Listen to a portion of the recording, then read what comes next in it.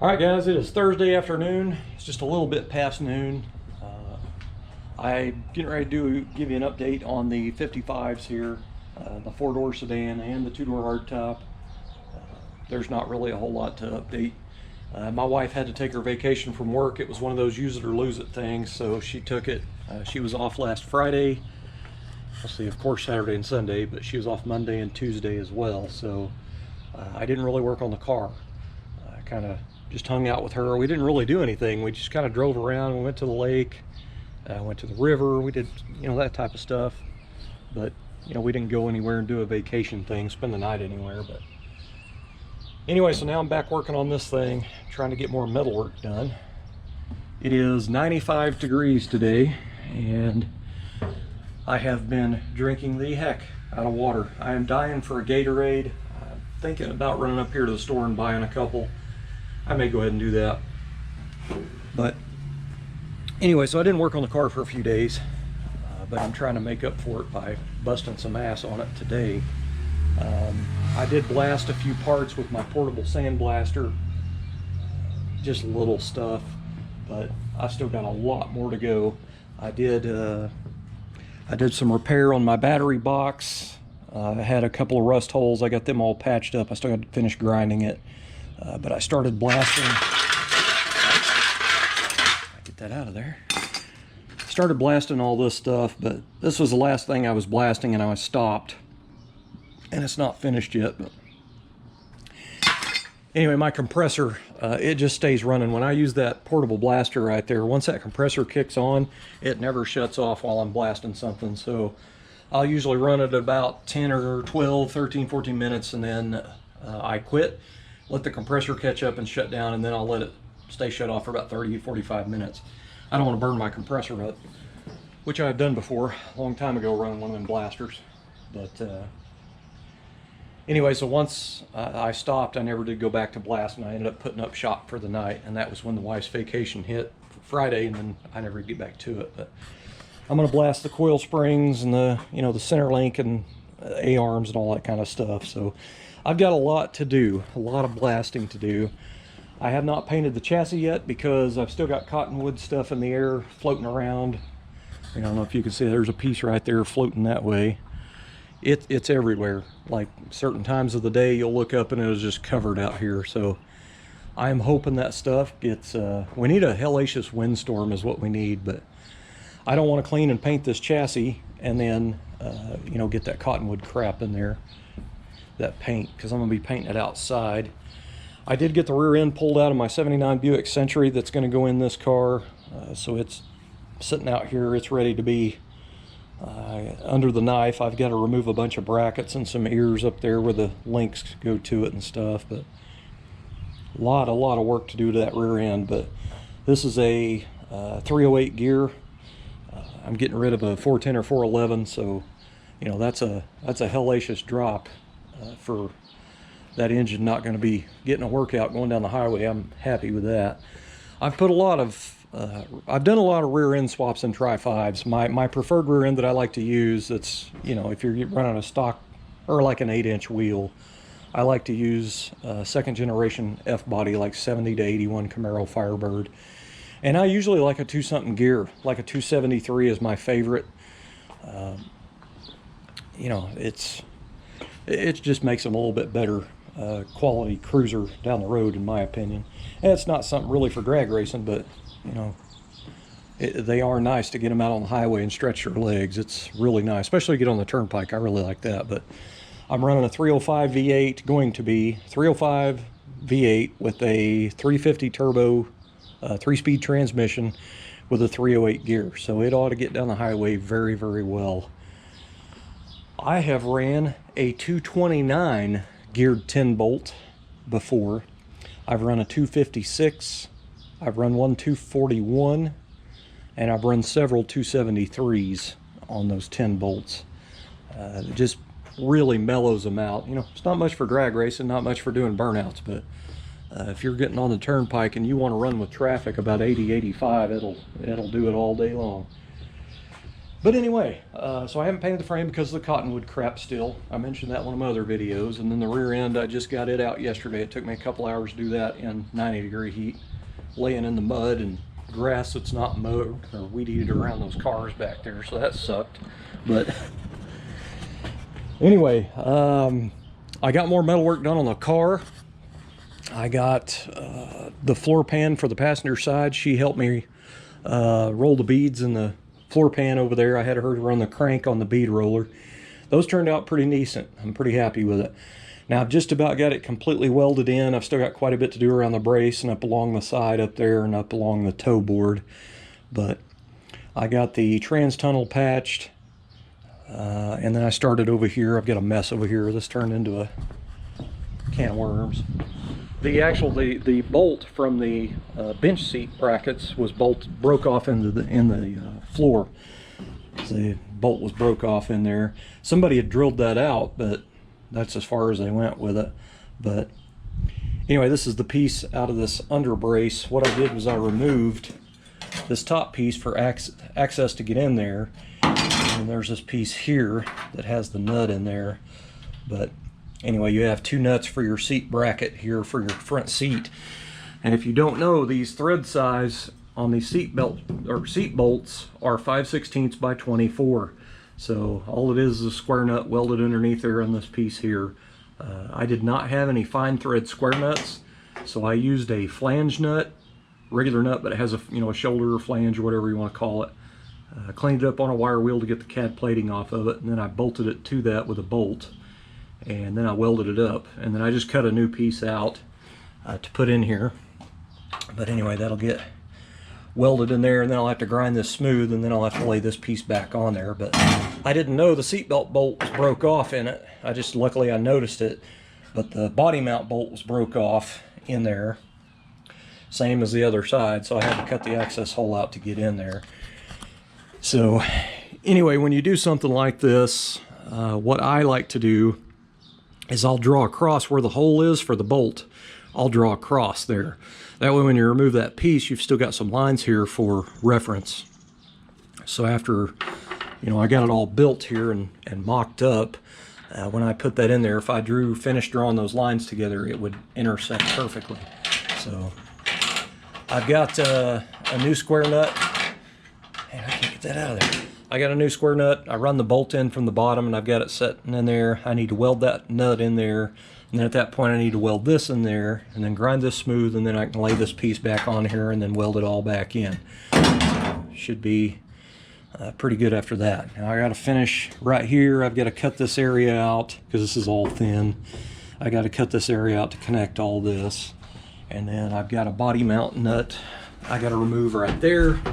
The bolts broke off in that one as well. Luckily that one's easy to get to. I don't have to cut an access hole in the floor.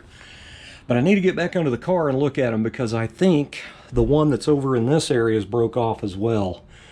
So there's a brace back here and there's a nut in the body. I'm going to have to cut an access hole in the floor and fix it too. But I was wanting to get all the metal work done today. I just don't know if I'm going to, but that's the plan. I wanted to get all this floor done today. That's a lot of welding. And when you put on a welding jacket and a hood and big gloves and all that stuff, man, it's hot, nasty work, let me tell you. So anyway, yeah, I got plenty of work to do there. I don't know if I mentioned that. I 45 edged this with the grinder disc, just kind of, 45 edge that, and I 45 edge this. That way when you weld it in there, you've got some weld down in there, and then that way when you grind it smooth, it's still got a pretty good amount of weld. But anyway, I need to fire the welder up and finish that. Now, how much time do I have left? 9 minutes, oh hell. So anyway, I had something cool happen yesterday. I don't know if some of you guys that follow my videos might have noticed in the comments there was a guy that posted on there that he had a set of brand new 400 small block Chevy pistons that he was willing to give me because he's not going to use them. And I sent him I replied with my email address. And it's kind of funny, I checked my email address, or checked my email a couple of different times, and I never had an email from him. And he re-messaged underneath the video in YouTube again, and he said, I sent you an email, but you never did respond. Do you still want these pistons? So I was like, what the heck? So I went back to my email and I looked and it still wasn't in there. So I clicked on the spam folder. I never checked the spam folder. I don't even know why. There was a lot of emails in there in that spam folder and I don't know why they're there. I actually missed from a long time ago, Super Clean, I think was the name of it. It's like a degreaser. The company had tried to get a hold of me to send me some product to use in my videos. So degreaser would have been nice to use on the firewall underneath the car. So, but it's like from months ago. I didn't respond yet. I think it's probably too late, but it may not be. I might go ahead and respond, but anyway, I found his message in the spam folder with a lot of other people's stuff too. But anyway, he'd actually sent me 2 messages. Well, anyway, I sent him my address because he said he was going to drop them, wanted to drop them off in the mail. So anyway, I sent him my address and I come out here and I start working. And I bet it just wasn't a few hours later and somebody pulled into my driveway and I was like, who the heck is this? He gets out of the car and he goes to the back and he comes out with these pistons. Come to find out, this guy lives in my town where I live, which town is like 4 miles that way. So it's kind of interesting that he owns a 55 Chevy 2-door post, which if he'd have drove that car, you'd be seeing a video of it, but he didn't. He drove his, I don't even know what that was, his Chevrolet, I think, but it's like a little SUV or something. But anyway, this is what he brought me. Brand new set of 400 small block Chevy pistons, 30 over. These are Speed Pro, and he said they're Hypertectics, which they're still in the box. He said they've been under the bench for like 20 years. But anyway, so now I have a set of pistons for my 400 small block. I got a hold of a machine shop. I finally found a machine shop. The guy told me to bring the block in next week. So I'm gonna get the ball rolling on that, so it's pretty cool. So I'll end up with a 30 over 400, which is 406 cubic inch. Be aluminum headed, 64cc Edelbrock aluminum heads, just a mild little cam. I gotta say, if I had a little bit more money, I might go with a roller cam. I'm not sure how much this 700 R4 torque converter can take. Like the cam that I have in here now, I think it's like a 467, and the car with the 700 R4 with a stock torque converter is fine. It doesn't act like it, you know, it wants to die or anything when you put it in gear. This is a hydraulic flat tappet. I would like to put a hydraulic roller in here in the 400 in this car, but I'm afraid because you can't get, what I was looking at was the Howard's ones on Summit. I've had several friends through the years that use those Howard cams and they love them. The price is pretty good too, but the lift I think was almost 500 or something on the smallest one I seen, so I'm kind of nervous to go that much on lift with an automatic transmission with a stock torque converter. I'm afraid it would probably die when I put it in gear, and I sure don't have the money after spending that much money on a roller camshaft to go with a different, you know, like a stall converter in a 700 R4. So I don't know what to do on that deal there. Probably just gonna use the cam lifters out of that engine if they're still good. I'm hoping they should be. It's all brand new. But anyway, I plan on tearing this 350 down out of this, and just I'm going to use the heads off of it and probably the cam lifters, that double roller timing chain, because all that stuff's brand new. Got a brand new milling oil pump in it, and that way I'll just transfer everything from this engine to that engine. I am going to have to buy a 400 flex plate because the one that I have here has 2 cracks in it, and I can't even find the one from the other 400. And maybe it didn't have one on it when I got it. I don't remember, but I do have both harmonic balancers here. And one of them appears to be pretty nice. I'll probably just end up using it instead of buying a new one. But I'm definitely gonna have to buy that external balance flex plate. Anyway, guys, that's pretty much the update. You know, there's just not a whole lot to report, but the cool part is I am getting the metal work done slowly but surely on the car. Pretty happy about that. So I got, I cut out a piece of steel here and put in here and put a few tack welds in there. I'm gonna use some 2-part seam sealer and just put it right down in that little edge right there, and then go back with my finger and just try to clean it off where it has a nice transition down in there. This is for your standard transmission linkage, and mine's going to be automatic, so I don't really need it. I welded up these 2 holes. I welded that hole. Kind of thinking about removing these tabs here. This is for the factory wiring harness. These are always a pain in the butt when you're trying to, you know, clean and sand and paint your firewall and you go into paint, trying to get paint in here, I usually end up with runs off these. So I'm kind of thinking about just removing them, and I may drill a hole for a grommet down here like I did the hard top and run the wiring down and out here instead of having it going up and over. I didn't really want to do a bunch of custom stuff to this car. I kind of wanted to keep it kind of stockish, but that wiring, I might go ahead and remove those. I don't know, but anyway, that's where I'm at. I got more welding to do. I guess I'll get on it. Ain't no time like now. I got lots more water to sweat out, you know what I mean? But anyway, guys, that's the update. And I do want to say thanks again to Terry Simpson for bringing me those 400 small block pistons. That's pretty awesome. His name got added to the donation list down here from my YouTube subscribers.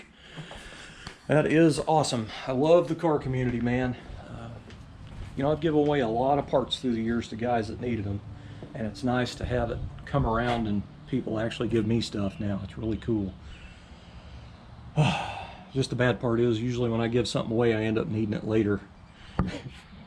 I give a whole bunch of Tri-5 Chevy parts to a friend of mine, Scott, several years back. His pickup, it was a extended cab pickup.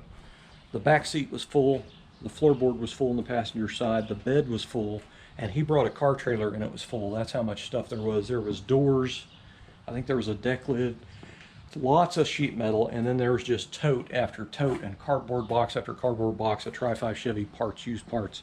They even gave me a lot of new stuff.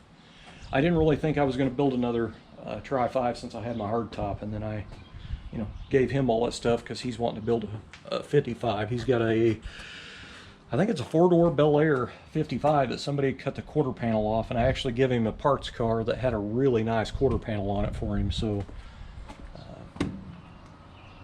one of these days I need to go to his place and video that car. That'd be kind of neat, but I don't know if he's done any work to it or not. Maybe he'll comment below. I know he watches my channel. So Scott, what's up with the 4-door 55, man?